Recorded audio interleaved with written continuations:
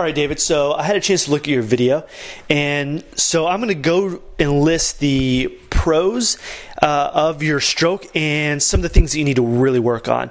So as far as the good things that I noticed about your stroke is, first of all, your head position. Your head position looks really good. You're looking down. If you were looking forward, that would automatically trigger your hips, and your hips would drop. So you're looking down, which is perfect. Also, what I noticed is your kick. Your kick needs a little working on, but really I'm actually impressed with the fact that you're not kicking from your knees down, which a lot of our clay swimmers are doing. You do engage your quads and your thighs moving up and down in a whipping action. So it's really that's impressive to me that you're able to. I can tell you've been taking advantage of the kicking drills. So as far as the improvements, there's two things that I'm going to address. First is your body position. So I'm sure you're already aware of that we just really need to focus on the drills, pushing your chest down. The key phrase for the body position as you look at your video is you need to be flat on the water. So as you look at yourself, I want you to see that how from the chest to your toes, how it forms a diagonal. We need it to form a straight line. Second thing is the tempo or the cadence of your stroke. The key phrase to remember is longer objects move faster in the water. So we need you to keep a very long, when you enter into the water with your arm, it needs to hang out there longer, and you're starting your catch too soon. And I'll go into more detail with that and slow it down and kind of guide you through what I mean when I talk about that. So let's go ahead and look at your video.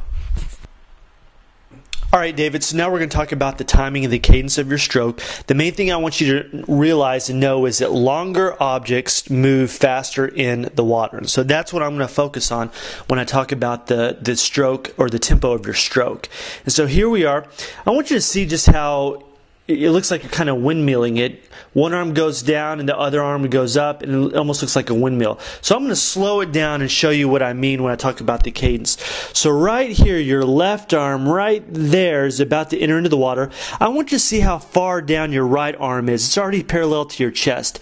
Left hand comes in, and your right arm is going to start its recovery. Now your left arm started its catch. Right now it's starting its catch. Your right arm should be entering right now. Your right arm should be coming into the water right now, but it's still it's above the water right now, and you've already started the catch on your left arm. Left hand is below your chest, and your right arm is going to windmill over into the water. And so the cue for you is when your arm in the recovery position, like right now, your left arm should be at your ear. Because you've already started your catch. And I've talked to you about this before with the catch-up drills, that when you have that gliding arm that's out there, you don't start your catch until your opposite arm is to your ear.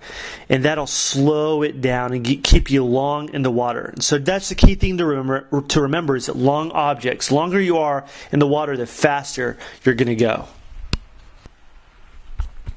All right, David. So now we're going to talk to you about body position.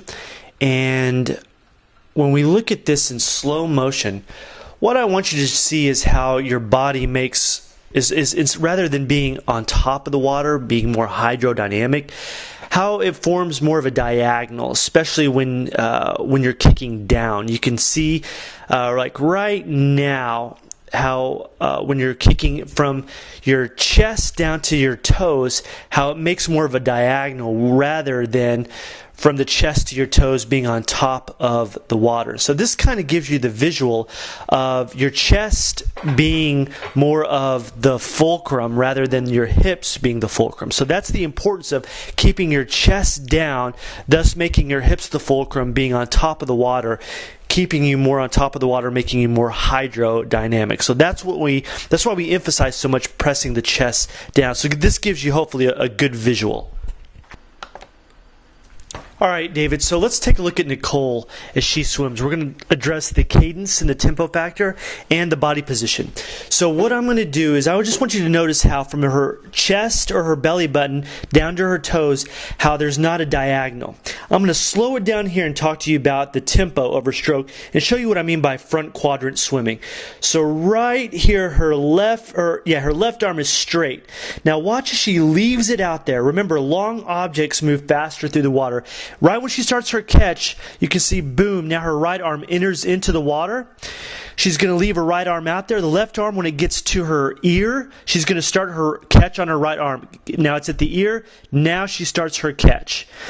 And so as soon as that left arm enters in the water, her right arm is only parallel to her chest, so it's not at her hip. And so that's what I mean when I talk about slowing down that cadence being long.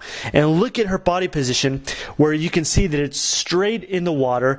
There's not that diagonal action where she's pressing her T down, she's pressing her chest down, and making sure that she's not carrying that anchor in the water. So that's what I mean when I talk about pressing your T down, being on top of the water, so that you're able to move through the water more efficiently. All right, David, so now that we've addressed those two concerns and you've kind of been able to see you from different angles, I really hope it helps. So I don't want you to be discouraged. The key is just to be optimistic and confident. You have plenty of time before your first race to work on these drills. You have all the drills you need to have. We're with you every Tuesday. I'm also going to be spending a little bit more time with you in the upcoming months through the personal coaching and just working with you more and fine-tuning your stroke. So I definitely want you to be confident about 2012. Really set a goal to kind of have your body position down, let's say by February 1st. And so that'll give you a good month and a half to really hone in on that, do the drills, and really pay attention to that one thing. And so we can work on the other things as time permits and as the season goes along. But right now, your main focus should be on the body position. And so, again, be confident about 2012, and we'll go ahead and do another swim lab here in the beginning of February and try to chart your improvements and see all the gains that you've made. So I hope this helps, and I'll be talking to you soon.